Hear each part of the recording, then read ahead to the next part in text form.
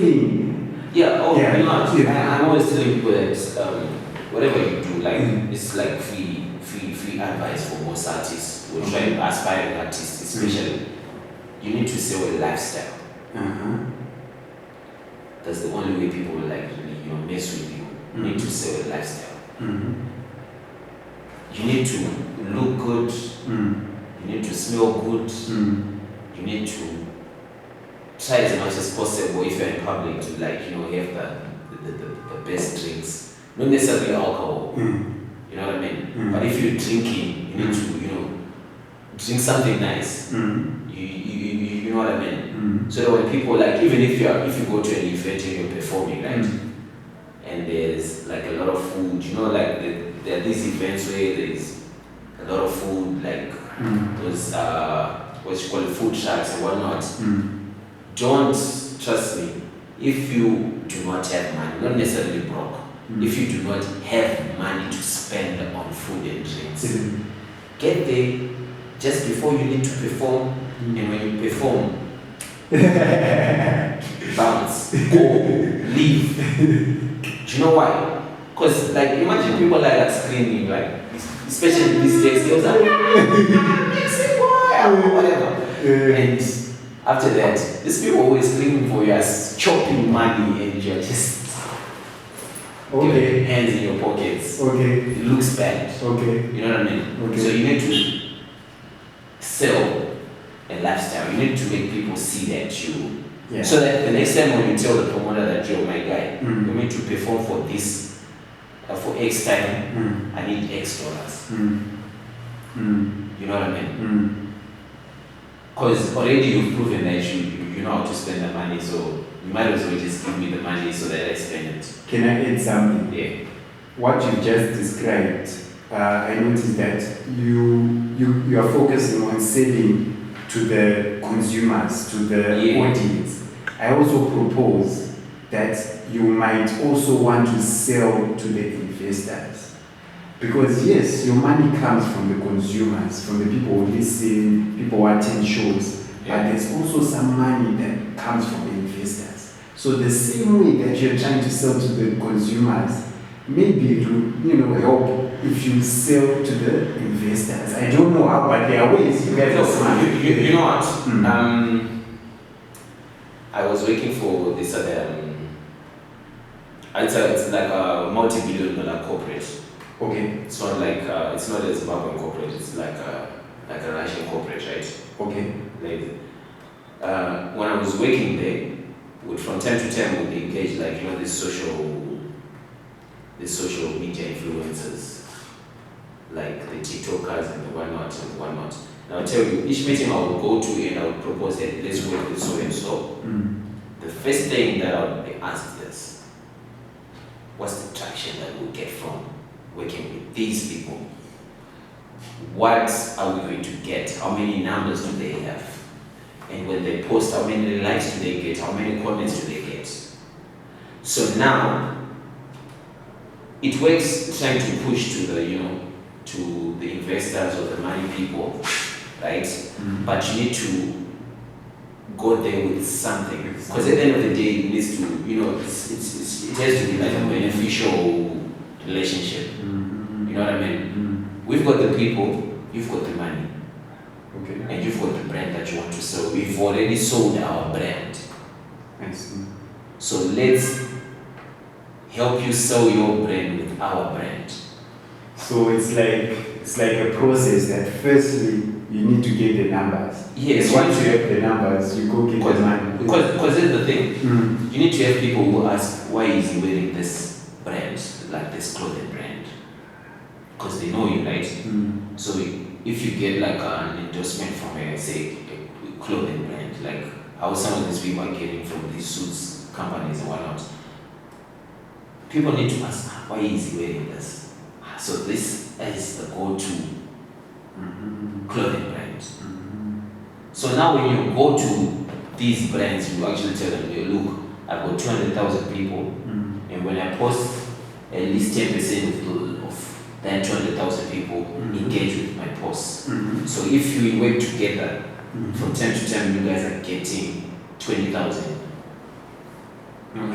people who are paying attention to your brand through my brand. You see, so now you can't go to a brand and say, give me money, and you've got like 200 followers on social media or whatever. it won't really make sense for them to invest in. Because social media is the new it's the new medium to use for advertising, because most people spend their time on phones, right?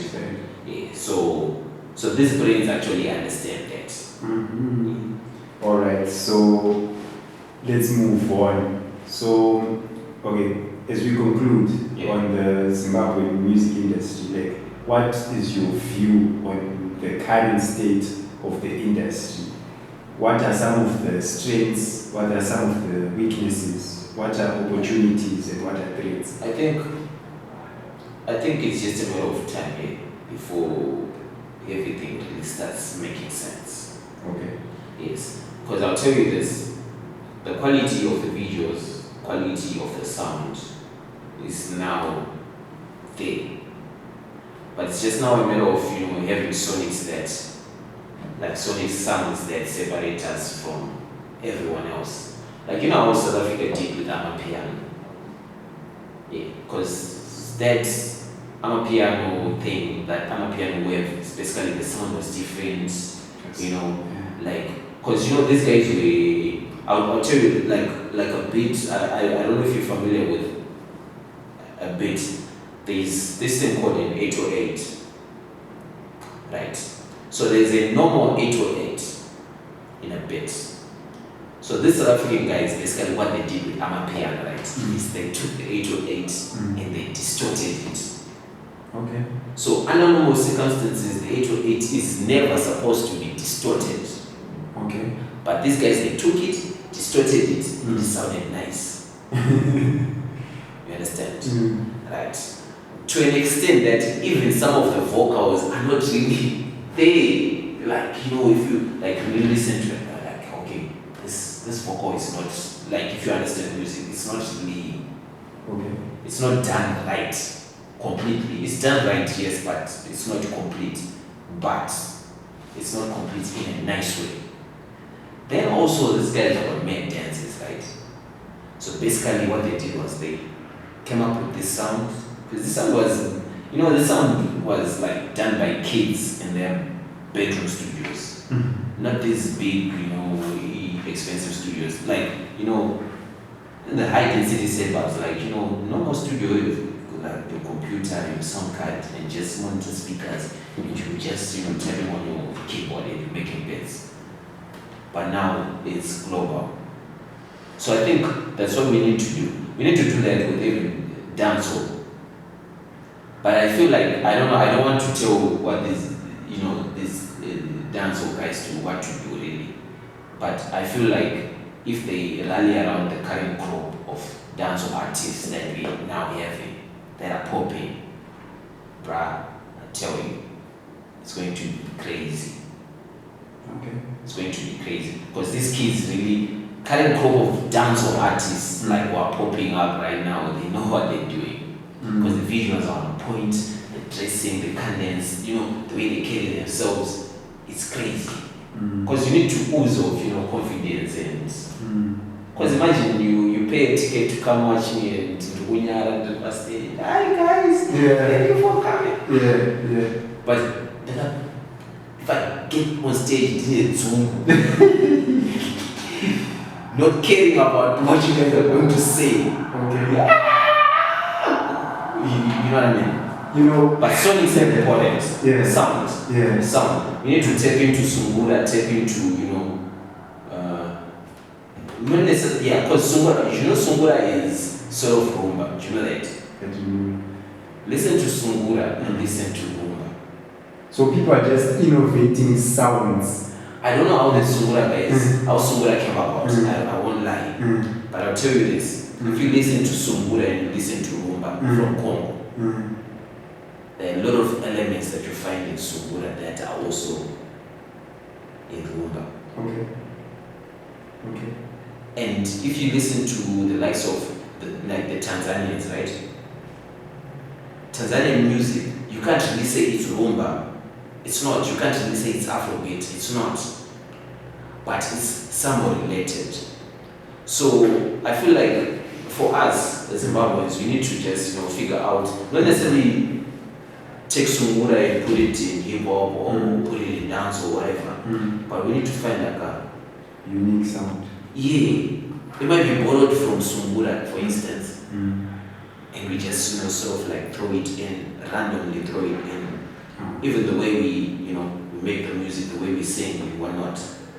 We need to sort of separate ourselves so that people pay attention because because it's different. People will pay attention because it's different. Yes. The reason why people will say, look, that's a Lamborghini, and they'll say, look, that's a Honda Fit, is because a Lamborghini is different from the rest. You know what I mean? Yeah, so we need to be. I don't know how we're going to do it, but